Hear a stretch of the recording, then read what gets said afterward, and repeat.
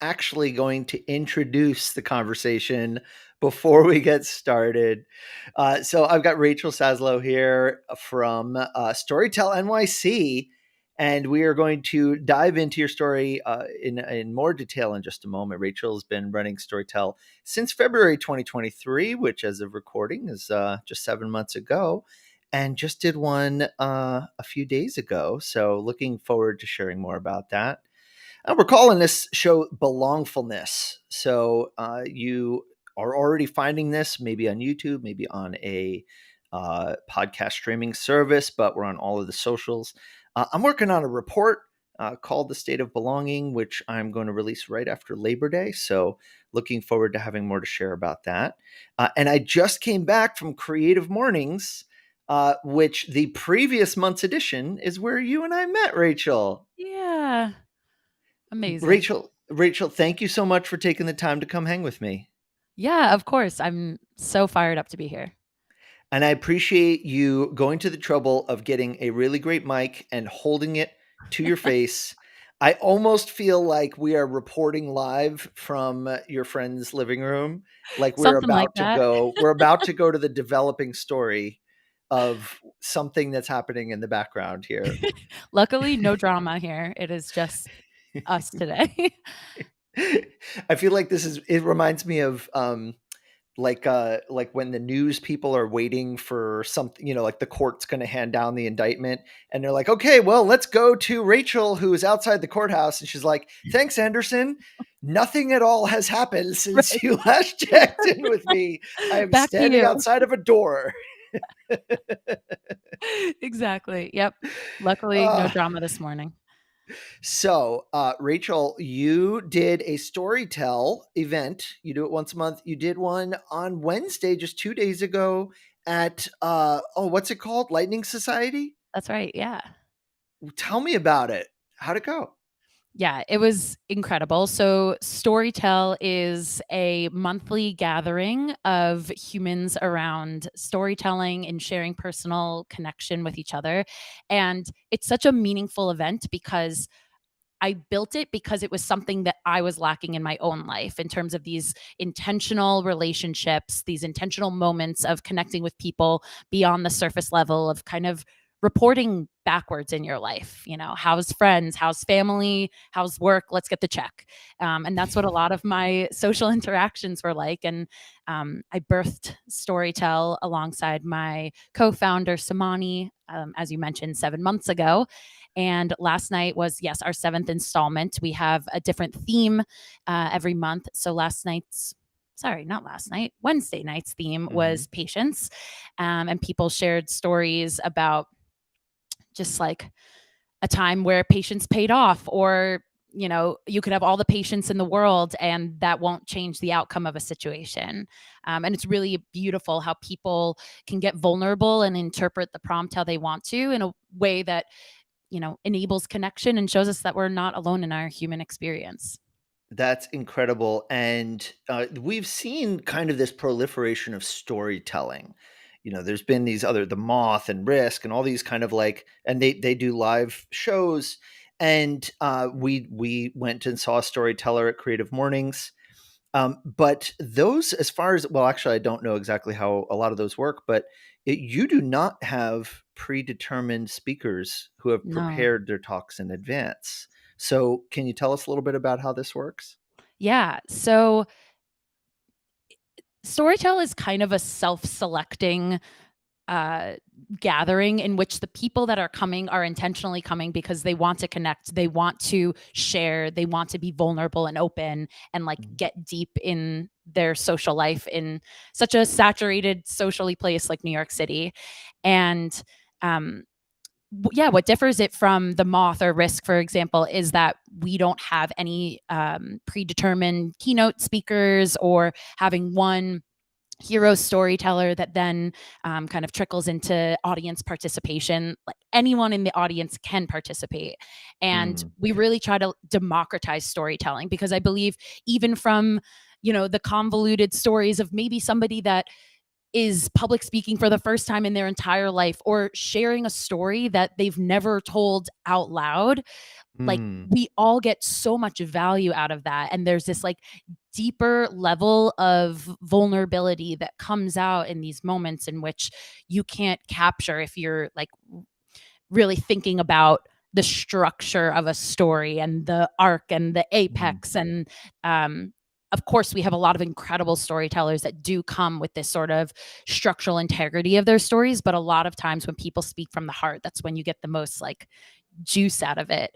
Um, and it empowers people to be storytellers in any facet of their life. You know, I am not a professionally trained storyteller. I love storytelling. I'm a product marketer, so I have to tell stories about uh, tech for a living. But um, it's just the sharing and the opening of the heart space to let other people in that really is the crux of what makes Storytell such an incredible event, beyond, I guess, just having like really great performers or you know, keynote speakers in that way. yeah, you use the word hero, and I think that that's a really valuable kind of contrast of imagery that when I go to an event, I sit and I watch somebody who's been handpicked, and that's done for a reason. There's a quality control, that person's prepared. They're trying to kind of curate a very a quality experience as an organizer. But what you're describing is something where you're trading some of that control in favor of now everybody who comes knows, maybe they could be somebody who tells a story today, or they go without any intention of telling it and they come home having told one. Has that happened? Have you had people who have said like, oh, I never thought I'd get up and 100%. So there are some people that like shyly sign up at the beginning and they're like, I just don't want to be first. And we're like, all right, no problem. And people just start, you know, riffing when they get up in front of an audience, and just some beautiful things come out. But also, um, we leave this little bowl with pieces of paper and pens in the center of the circle. So if you're inspired as you're listening to someone else's story, you too can put your name in the hat and submit to be a storyteller mid event. So a lot of Mm, people you'll see will start like crawling into the center and writing their names down, because a lot of times stories will then evoke your own personal experience. And you know, a lot of people don't have stories off the top of their head, and so this really enables people to build a sense of comfortability in the space, acknowledge the vulnerability of others, mm. and then use that as a catalyst for strength in, you know, sharing their own personal stories.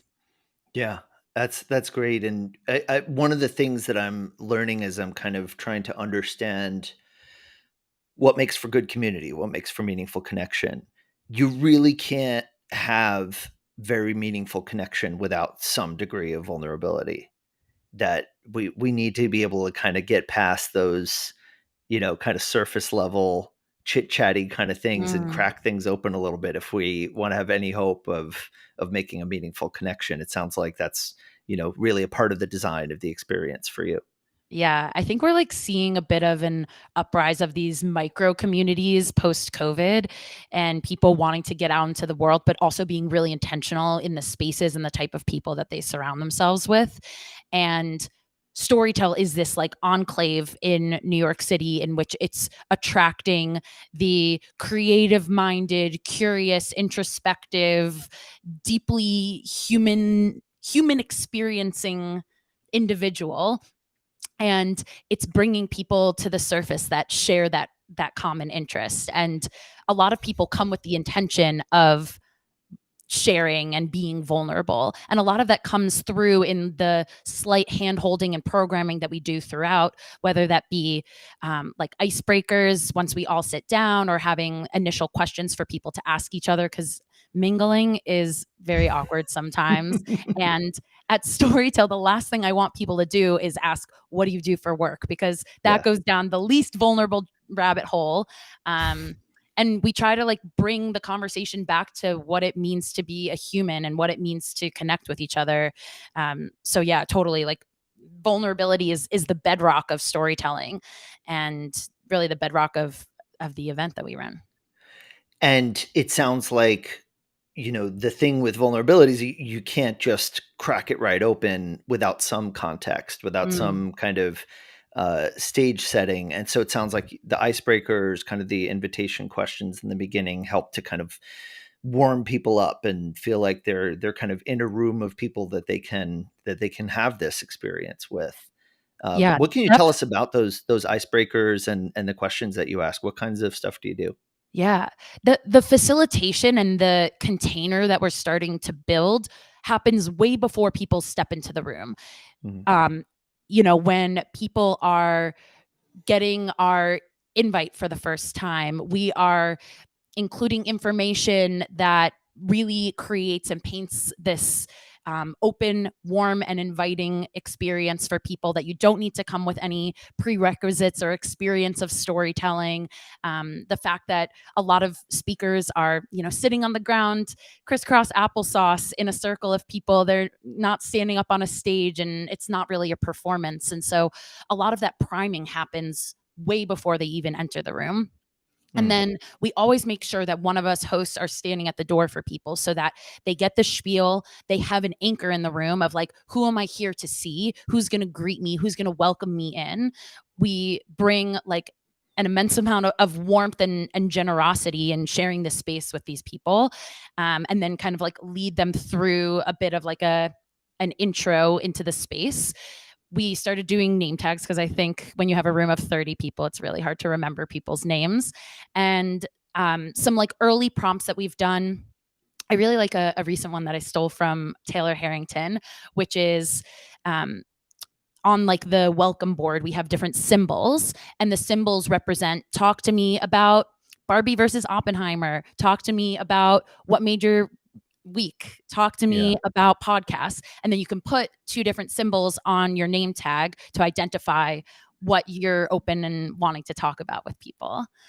That's so neat. So you give people conversation starter, like a list, basically 3 or 4 things that they could choose, and then they put the symbols on the name tag to Yeah. signify that. So if Yeah. I just wanna nerd out on Barbenheimer, I just look for people who have the circle symbol or whatever it is, the atom Exactly. symbol. Cool. That's great. And Yeah. I love that you pointed out the entry as well, welcoming people in. I feel like it's a underappreciated, important part of the container creating experience, that when somebody comes in, there's a very good chance that they're going to feel, you know, I'm trying to find a word other than vulnerable for this particular moment, but there's that moment of, I just showed up in a space, and now there's a very primal sense of, okay, where am I? Is this place safe? Where's the bathroom? Where's the exit? Like, who's here? Just Are there friendly calibrating. faces? Yeah. Yeah. And there's so much bravery involved in just crossing that threshold. And then Yes. if you can welcome people in that moment, then they're going to have a way better chance of having a great experience. 100%. I have people that have come and they're like, yeah, my friend is going to be here soon, but they're there completely on their own. A lot of people that, yeah, just show up because they heard about us on Instagram or through a mutual friend or whatever. And they are so brave. And it's interesting.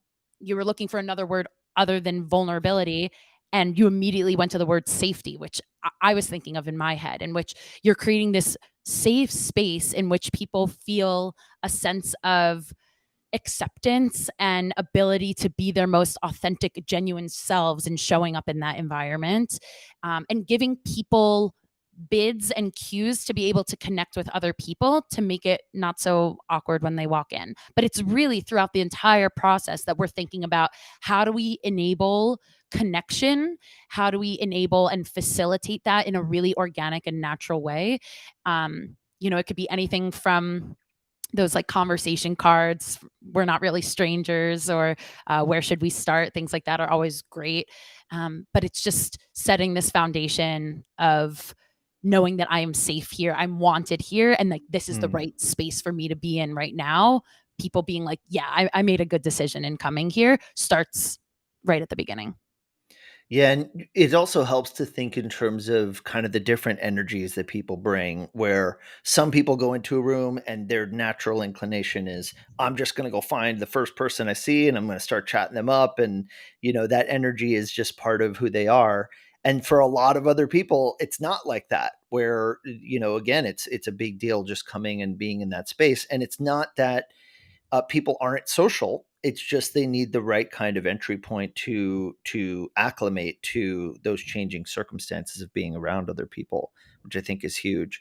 And one thing, Rachel, that I noticed is potentially a significant factor in the issue of loneliness, people not leaving the house and going out and trying things, is that they've tried things before and they've had less than great experiences, Mm. and it discourages them from wanting to come back and try again. And I think a lot of us have gone to programs, gone to events where there isn't somebody at the door, where there isn't that sense of welcoming and container creating in that intentional way. And then we maybe don't have the greatest experience. And then we say, well, maybe I won't bother going next time. Maybe I'll just stay home and watch TV. Totally. And, I think a lot of times people believe that community, the foundation of it, or like the bare minimum, is just a shared interest around something. And that is enough to carry through in being a successful event. So it's a gathering of people that like to play board games or a gathering of people that like to play basketball. But like there are rituals and norms and healthy rules that you can implement as a host to create an environment that facilitates and fosters connection beyond just a shared interest, which I think people are really craving right now.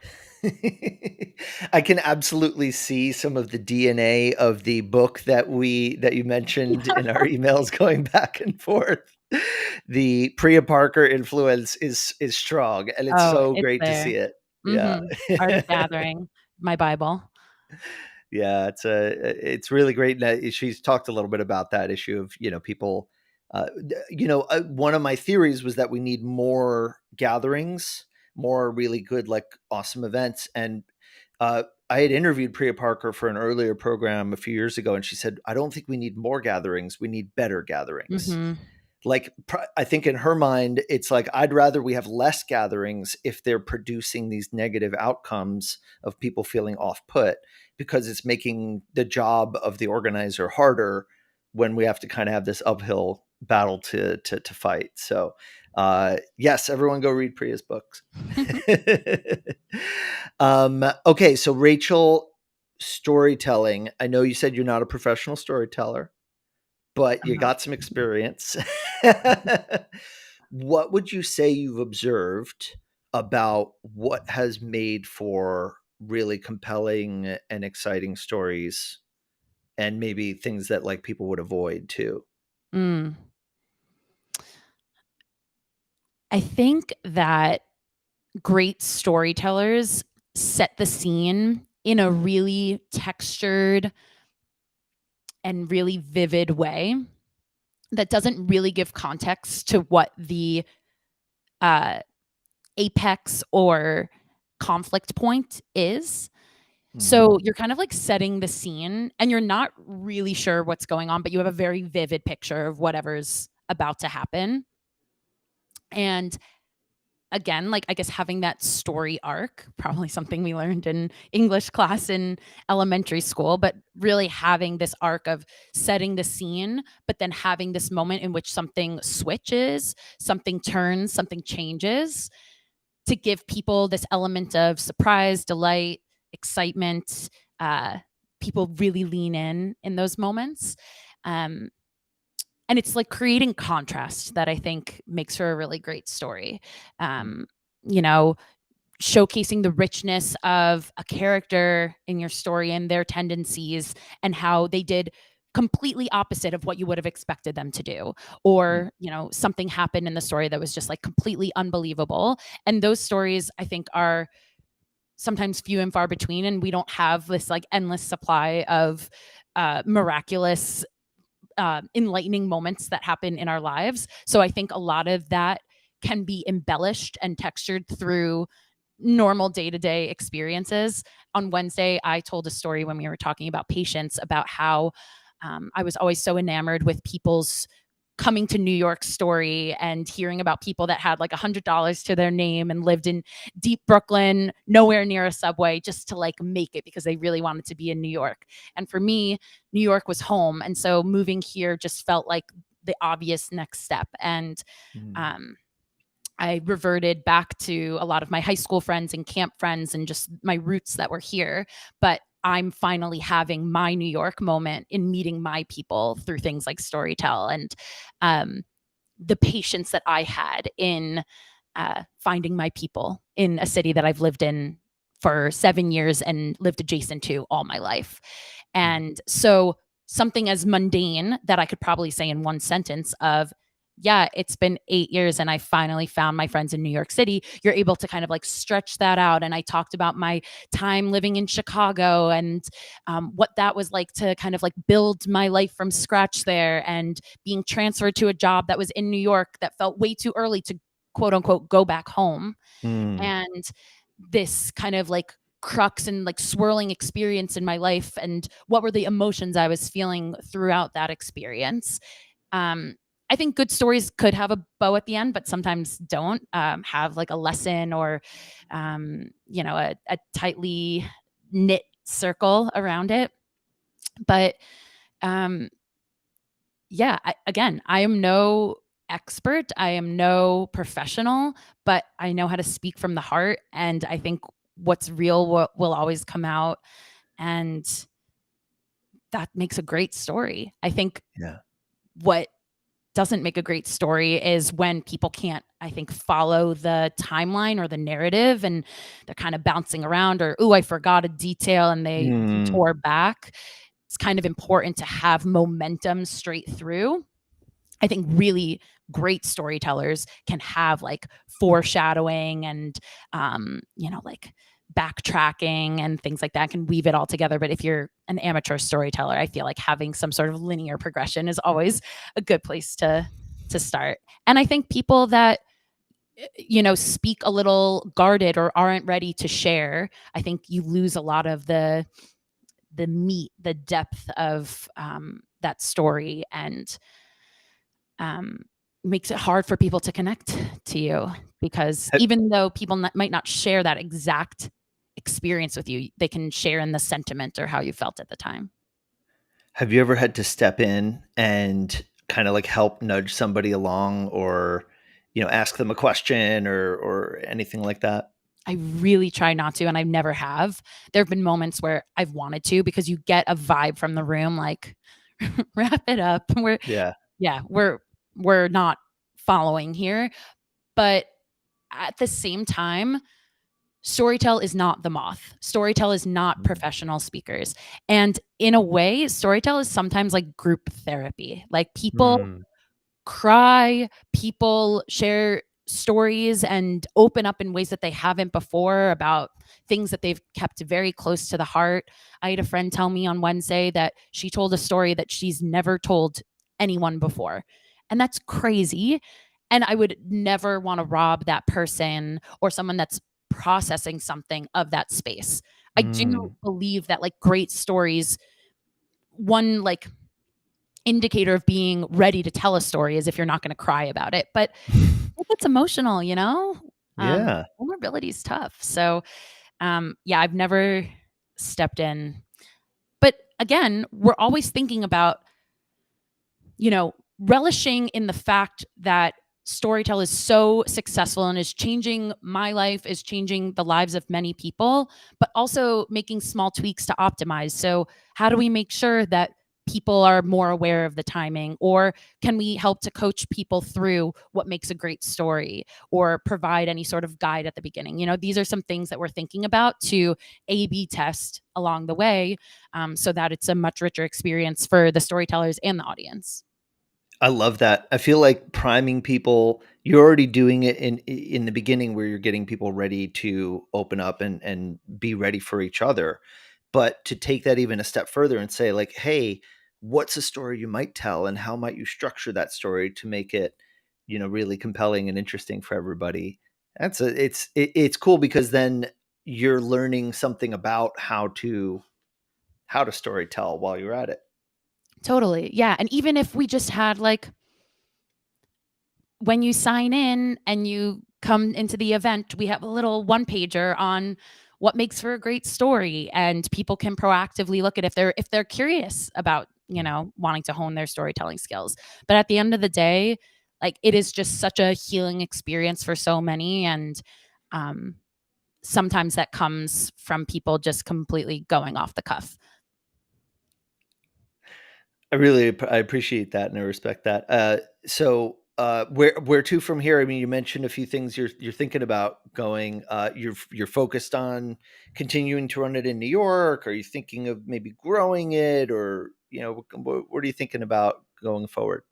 Yeah, I think that there's such an American way of like, how are you going to make this bigger? How are you going to monetize it? How are you going to change it for the better? How are you going to scale it? And sometimes it's just really great to like honor where you're at and realize that what you're doing in the moment is exactly where you want to be.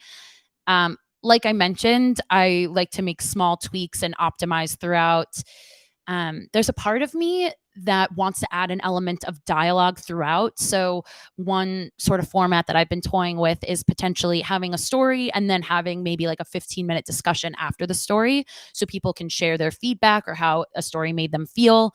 Um, or maybe storytellers can self-select if they want to open up the room for that. But I think that there are some moments where people are just at the edge of their seat and they want to share something that really connected to them and not wait until all the storytellers are done to have that moment. So, um, tweaking the event as it is, I think I'm also curious to explore some new venues around the city. How can we create a container of intimacy in other spaces, people's living rooms? Um, and yeah, I don't intend to scaling intimacy is really hard. Mm, And if I was just trying to max out however many people would come, I'm sure we could get 100 people in a room, but I like to keep it at 30. I think it's a big enough room that you have a lot of like dynamic personalities, a lot of people that are willing to share, but also observers. Um, and we found spaces that can fit that many people. But also, there's a point where it just feels like you're performing instead of sharing. And I really want to hmm. keep that. Um, and Samani and I have been really aligned on that from the beginning and keeping it really small and intimate. So, yeah, I intend for it to grow and for more people to hear about it and to come. Usually, like 50% of the people that will come to a storytell, it's their first storytell, which is pretty amazing. Yeah, Um, and so, like, to continue to build the network, but scaling like the size or the frequency, like, this is my baby, and this is something that selfishly I'm also doing for myself. yeah. So, yes, I could probably commit to doing it twice a month, but like I love this like anchor in my month and looking forward to it and being really intentional about that one day of the month that means so much to me. So, I kind of love that. embracing where I'm at. Yeah. Yeah, no, absolutely, respect. I remember I helped to run a, series of unconferences called Bar Camp NYC, and it was this kind of they're still happening in different parts of the world, but there was a year when we did a bar camp and it got a little big, and we noticed it's an unconference, so anybody can sign up to lead a conversation on anything. So the participants are the speakers, and we noticed that there was a year when the people who were speaking started to be a little bit more pitchy, a little bit Mm, more marketing-y, where they were like trying to get the big room and the best time slot, and they were like, they were like doing this to advance their work agendas. And it wasn't the worst thing in the world, but we just noticed, we are like, oh, this thing is getting like maybe a little too big for its own good. And it's just as good to notice that. My dear friend in Philly, Alex Hillman, likes to say, "Bigger isn't better; better is better." mhm. So, I think it's good. When you run a program, sometimes you don't know exactly what you want to do with it or where you want to go. And the fact that you have clarity about the role that it plays in your life, I think is so huge, because you can just continue to refine the experience to make it more sustainable, to make it better, and let it let it be your thing. I think that's beautiful. Exactly. And, it's definitely inspired me to be like, how can I incorporate more of this community building essence in my career? I think it's also in part made me a stronger product marketer because I'm always thinking about the emotional appeal that a B2B tech product can have on a buyer, and it's such a world away from this like vulnerable personal storytelling, but there are still a lot of woven threads in between the two. So Mm. yeah, I like to think about how it informs how I move through life personally, and has definitely I've grown so much from it. I feel so Do you have a lucky. lot of experience running events or building communities prior to this? Mm, humbly, I'm kind of a natural at it, but not this formally. This has been like the most consistent project that I've worked on, but I host an annual pie off every year, and I like to host like picnic discussions and little small one-off events like that, but never an event series that's been so consistent like this. Rachel, the interviewer in me just lit up because I'm like, "Excuse me, pie off? We gotta You're we gotta dig invited, into this." Talk to me. literally. What is your pie off? Okay, so a pie off. Everyone comes with a baked pie to a venue, and there are three categories that you could submit into: best sweet, best savory, and most unique. And people go to great lengths to advertise their pie. So some people dress up like their pie, some people make up really cool names, some people rap about their pie. It's pretty amazing. So all the pies are on display, and then one by one, the pies are introduced, and everyone gets a bite of each of them. And as a room, we're all kind of judges of each other's pies. There's superlatives. We're very full at the end, and it's such a treat because people are like slaving away for days. My cousins made homemade empanadas, and they made like the dough from scratch too. And my cousin said it was like a full 2-day process. Hand pies, by the way, if you're wondering how an empanada fits into a pie off. And yeah, just like the amount of effort that people are willing to put into a community event like that, it just makes me glow because um, it, it it is not only just creating an experience for the people that show up at the pie off, but also you need to coordinate and plan and think about your pie. And maybe you're building it with a friend and you're having an experience cooking a pie, which maybe you've never done before. And it's like enabling people to have a brand new experience in their lives. Um, and that's what I'm all about. Kind of a The dabbler. act of preparing food together is, I feel like it's just so innately wired into our nature as humans. It's just Hmm. a very deeply fulfilling experience. Yeah, and I mean, in New York, our kitchens are like the size of our bathrooms, so I know a lot of people that don't, cook a lot, but this really, like, makes people work within the space that they've got, and we're like, "All right, we're making a pie today." I had my sister and her boyfriend came to visit me where I live outside of the city now. I live in Connecticut, and they were, marveling at the apartment, and like there's a washing machine and like all these things. And I remember my sister's boyfriend came out of the bathroom and he said, "I was really admiring the distance between the toilet and the sink." Small wins. In that there That's was so any real. distance at all, any space whatsoever. That's so So real. so non-New Yorkers, when Rachel says our kitchens are like our bathrooms, that means small for both. Like a closet. Sometimes you have to, like, open the drawer and open the fridge to be able to open the oven. Like, I've seen some crazy shit. These architects in New York, they do something else. Oh my goodness, it's wild. Next So, level. okay, hang on. So how many people come to this pie off, Mm, roughly? a similar amount. I think, like, 30's been, like, the sweet spot. and people really buy into it. They dress up, all these things. Oh, yeah. How did this happen? I actually inherited it.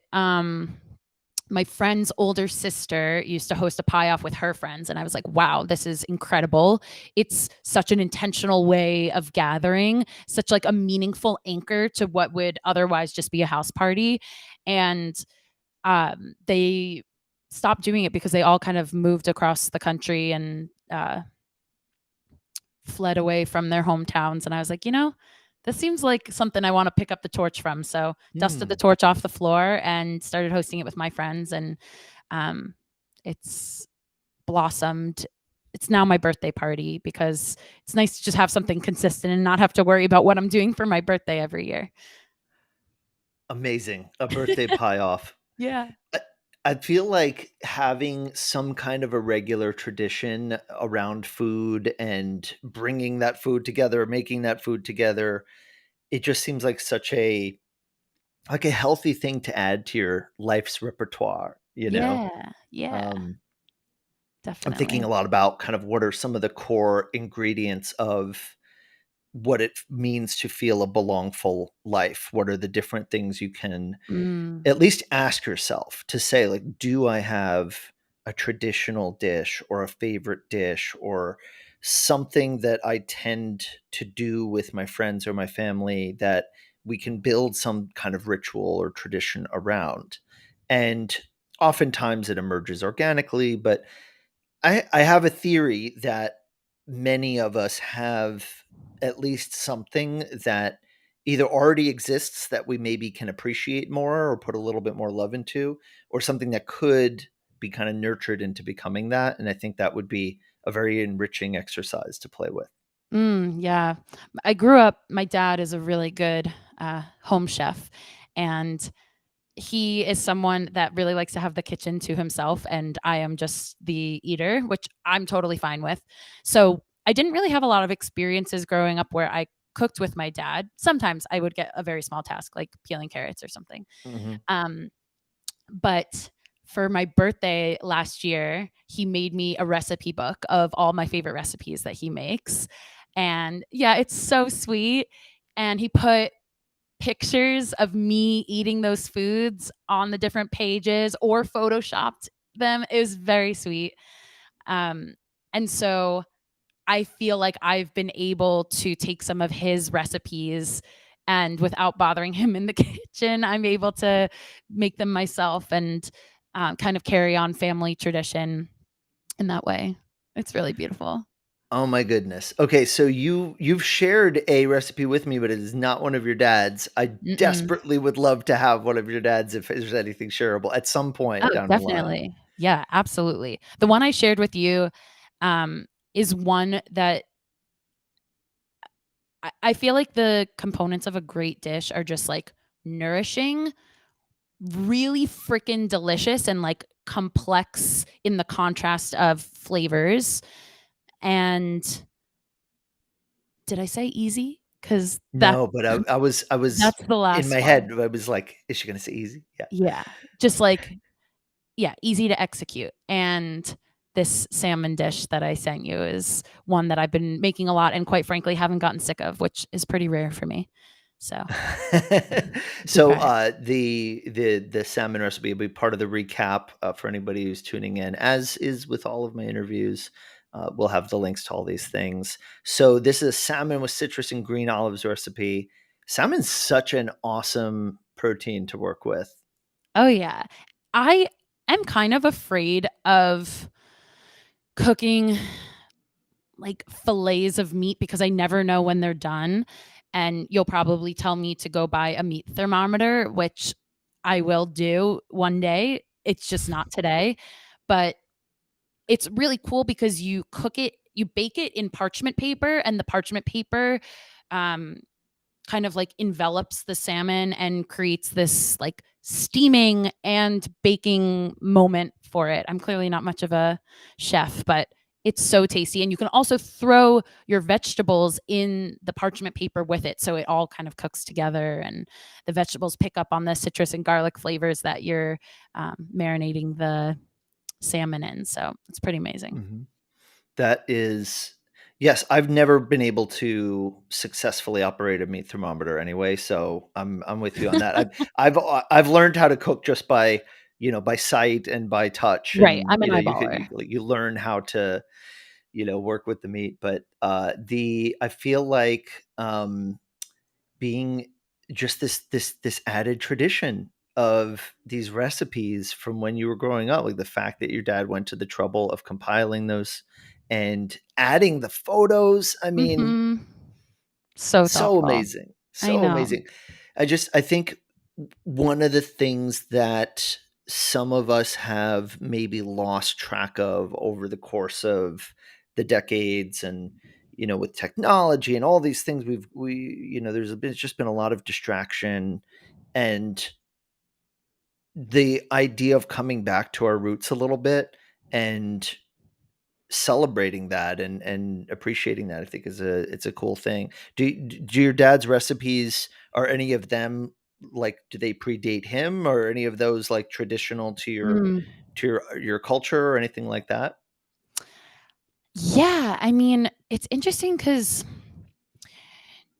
Jewish people have a very weird past in what we don't really know what home is, or like what Mm, our like just after the Holocaust, honestly, like we lost a lot of what that consistency of our heritage looks like and the connection back to our ancestors. And so there are some traditional things that my dad cooks, like brisket, or I really love charoset, which is a dish on Passover. I sometimes make it not on Passover because it's awesome. But otherwise, I don't know. My identity and like community as it relates back to food is more so like taking shape now than something that's been passed on for a while. mm. Yeah. I feel like there's just so much we can learn. Like, what part of what I want to explore is what traditions exist in religions and in other cultures where there's just something that they do that other people don't know about because they haven't, been raised in that we can all kind of learn from. Like when I learned about Shabbat dinners, or Mm, just the idea of kind of like that Sabbath, and my friend Casper takes a technology Sabbath Friday into Saturday. I love I that. I love the resiliency of like, oh, this is perfect. This is an opportunity for me to put away my phone and break bread with my friends and family and just enjoy life and chat. Yeah, And this is a tradition that existed thousands of years before we had phones. totally. And you know what's really interesting? I've thought a lot about kind of like observing Shabbat and taking a tech break. But I feel like there is this norm and expectation of me from all the other people in my non religious community that expect me to be available and, um, reachable via technology. And so I try to think about like how can I communicate or feel confident in my decisions that I'm making in having that like reclusive, but also like really community rich experience in doing this alongside other people, but also knowing that there are going to be people outside of that circle that might not be privy to the choices that I'm making and what is the social impact there. Um, it's an interesting thought and one that I've toyed with a lot. Yeah, because you could say, okay, well, I could buy a flip phone, or, you Put know, an out of or office like, message on my text messages, that would be ideal. yeah, like an away message would be great. An autoresponder or something like Yeah, that. that's gotta Um, exist, right? right? I had that thought just a moment ago where I was like, is this a thing? Yeah. If not, Apple should hire us. S the somebody just raised $2 million for a pitch on this. Um, We're the yeah, some visionaries. kind, well, even just, like, I think Apple's doing a little bit of headway on this with, you can say that your notifications are turned off in Mhm. iMessage, things like that. That maybe we're moving in that direction where we can communicate some boundary setting. Um, You but can yeah, even it's a tricky bypass thing. that. Like, Yeah. if you call twice, it'll Y ring. yeah. Which I noticed the telemarketers started doing shortly after that They're happened. getting They smart. I just do it they'd to annoy call my and hang friends. yeah. Yeah. Perfect.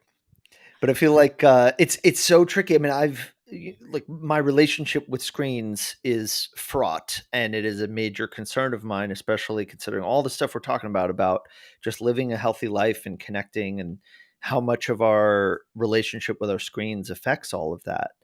And I don't do a tech Sabbath, and I feel like I would want to. I'd be so excited for it, and then 5 seconds later, I would think of something I absolutely have to look up on Google Maps, Mhm. you know? Or, like, I feel like I'd have to buy, like, a paper map or, like, print out screenshots from my computer just to be able to function for any amount of time. I don't know. Go back to MapQuest. Yeah. Yeah. But it's really interesting because I think the first evolution of communities post-COVID was like, how do we continue this consistency of virtual events? And I feel like people were craving so deeply for this in-person connection. And I've spent a lot of time with both in virtual events and in-person events. But I feel like what virtual events don't allow for is the serendipity and the casualness Mm. when it comes to even work meetings. Like, there is a very clear start time and stop time, and there's not that like crescendo in, or I don't know the word, out, in which Outshendo, d out enchen crescendo. But regardless, like, the the subtlety of the dispersing of an event at Mm, in like a tech support or virtual event, it's so stark when the event starts and stops, and the mingling, the quote unquote water cooler talk, the ideas that happen or percolate after a talk is given. Like, where are the spaces for that, and how do we foster them in a digital environment? mhm. Really fascinating. Yeah, it's something that I think, like, I did a lot of work during kind of prime pandemic time in terms of how do we build community? How do we do events? I worked with a couple of folks who were saying, like, hey, we do this weekend conference every year, and now we have to do it online. Please help. And, we Mm, talked through. And part of what I said in the course of working with them right up front was like, look, we are not going to replace the conference. Like, you're just not going to do it. It yeah, doesn't mean that we can't do something awesome. So let's talk about doing something awesome, but, like, let's just set a clear expectation now. Whatever we're going to do on the internet ain't going to be the same. Just let's totally. just, like, there's, and I don't think we've ever really been able to fully replace that, but I have seen, some creative ways that folks have found to have that sense of presence. But I don't know that the hallway, like, water cooler talk thing has been solved yet. No, I have seen some really cool, like, virtual office spaces where you can move your avatar into a meeting room with someone or be out in the social space, and it's trying to kind of recreate that serendipitous, like, social interaction in a virtual workspace, which is kind of interesting. Um, but it's interesting in terms of the fact that you would say so matter of factly that yes, this virtual event is not going to replace a conference. That might be true, but you can still have objectives in terms of how do you want your audience to feel. Just maybe those tactics are different. The outcomes could be similar, but you need to approach them in a completely different way. 100%. That was exactly what we did. We said, Yeah. ultimately, what is the reason that these people all want to be in this room together? And let's start with that. And then, using the constraints that we have and the new tools that we have, let's work to achieve those things. One of the nice things about virtual is that people can do it from wherever they are. So, and there's no cost. So the barrier gets lowered for certain people that they wouldn't be able to go fly somewhere or go drive somewhere, stay in a hotel, or go a distance to go to participate in something. And so there's, like, these huge trade-offs, but you can take advantage of some of those upsides. Yeah, absolutely.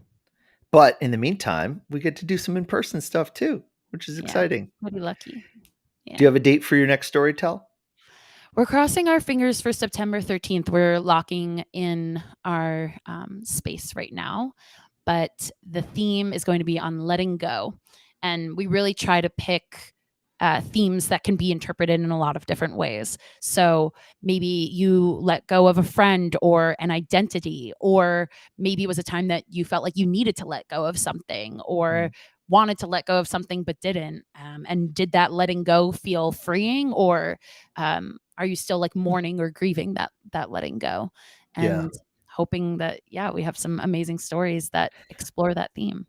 Letting go is a theme that will generate some amazing stories, I am sure. Yeah. So I'm very excited for it. Hope I can make it out to it. Rachel, how do we find you? How do we find Storytell on the internets? Yeah. So we have an Instagram at StoryTell NYC. Otherwise, my personal Instagram is private, but it's Rachel Smachel 7 if you want to follow me. But otherwise, yeah, Storytell is a really great place to find me, see what's going on in Storytell world, and hopefully some listeners come out and have a chance to experience the magic of our gathering. When I saw your personal Instagram handle, I remember I felt dumb in the moment because I was like, well, I was thinking maybe it was like your last name or it was like Rachel S. Match Rachel Michelle. S. Matchel. Oh, it's Rachel Smachel. I get it. Yeah, That's because nothing rhymes hilarious. I with love it. Rachel. Rachel Smachel. Smachel rhymes with Rachel. Clearly. Now it Yeah, does. it's very Ra- obvious to me. Rachel, it's been a absolute pleasure. Have the best time with Storytell. Hope I can make it over and appreciate you coming to hang with me. Thank you so much. It's been a pleasure, Tony. All right.